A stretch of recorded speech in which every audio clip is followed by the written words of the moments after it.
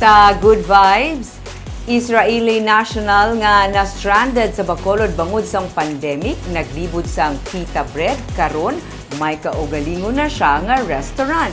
Iya man gin-share ang iya nga secret recipe. Yaring report ni Romeo Subago. Nadumduman niyo pa si Shmuel Haimovich, ang Israeli national nga makita naton sa dalanon sa Bacolod nga nagalibod sang pita bread.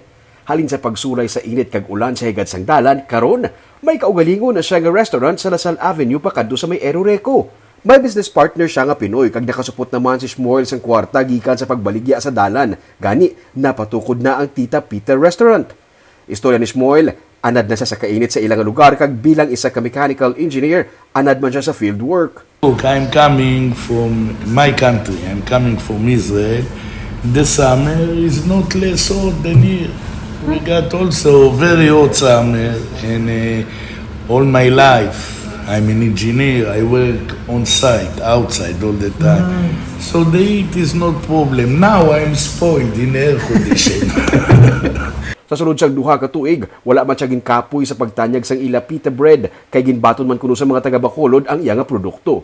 Sa ila balay lang siya sadto nagatanyag sang iban pang authentic Mediterranean food. Karon sarang na ini mo order sa iya nga restaurant. So we decide to go maybe expand and make a real restaurant. And touch wood, it's going nice.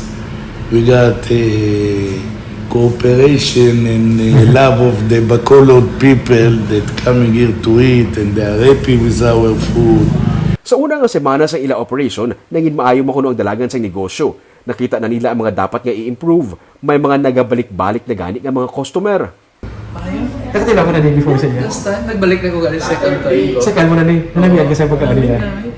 Kaya affordable man. Bisan may mga tinawo na siya, nagapangamot gid siya sa gihapon sa pagpreparar sa pagkaon. Para kay Shmuel, ang secret recipe sa iya nga pagkaon amo ang ginabalik-balikan sa mga customer. Authentic food, of course, each one got his touch. And my main ingredient, and I got a secret main ingredient, is my heart inside the food.